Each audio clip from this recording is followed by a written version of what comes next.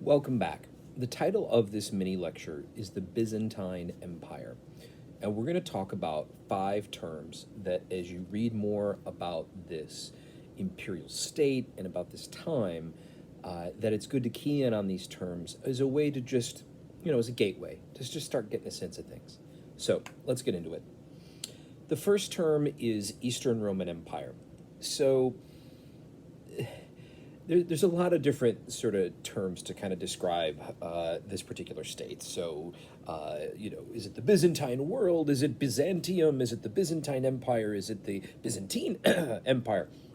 Or the Eastern Roman Empire?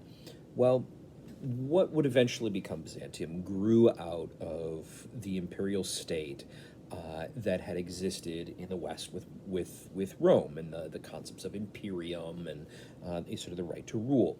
The Western Roman political state had begun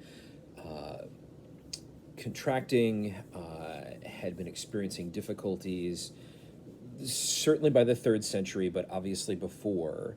And so by the time you get into the early 4th century, with leaders like Constantine, there is a beginning of a split of authority and a recognition that in order to maintain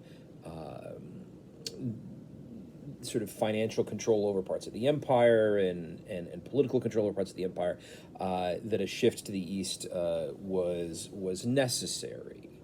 And so when the Byzantine world is sort of being created, it is in many ways acting as an inheritor, for what had been, this much larger Roman political state. That brings us to our second point, which is Constantinople. So Constantinople, which we now know as the modern Turkish city of Istanbul, was founded out of the efforts of Constantine, obviously, and many others, in making this a sort of seat of power for this new empire to the east. In constructing this, of course, it's going to have a great deal of Roman influence in the kinds of, sort of institutions that dot the city, and its focus on trade, absolutely.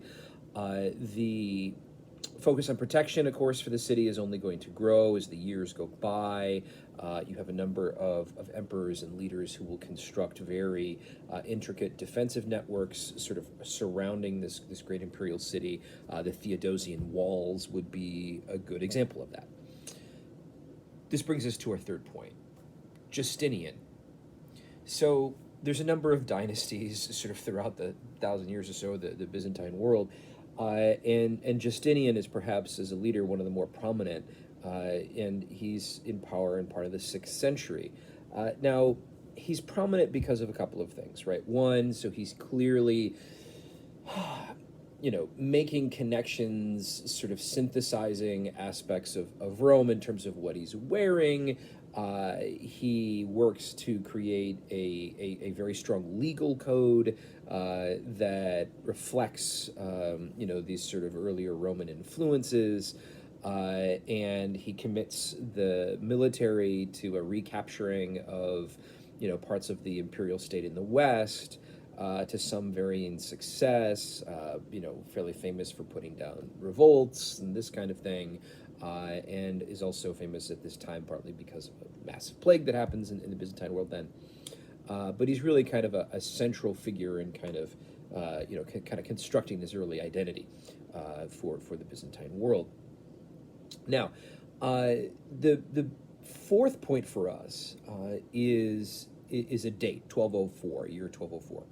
So by the time you get to 1204, right, the Byzantine Empire has gone through a number of iterations. And what's going to happen is, in 1204, the city of Constantinople is going to be sacked. It's going to be destroyed and damaged by the Crusaders in the Fourth Crusade. Now, the empire had been contracting. It had been pulling back for a while. It had been at war for quite a long time. And the changes in authority and the sort of shifting nature of the state that happened beginning in the 13th century because of this Crusader attack.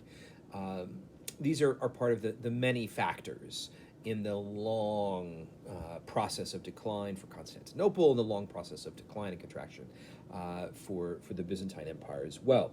Which brings us to our fifth point, which is another date, 1453. All right, 1453.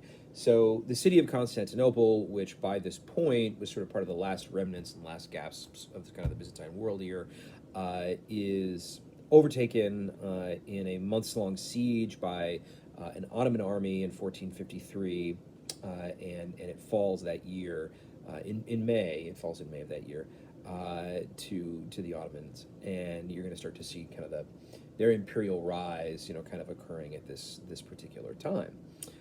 So yeah, by 1453, the last sort of attack against Constantinople, and the Byzantine world is collapsing. All right. Thank you so very much.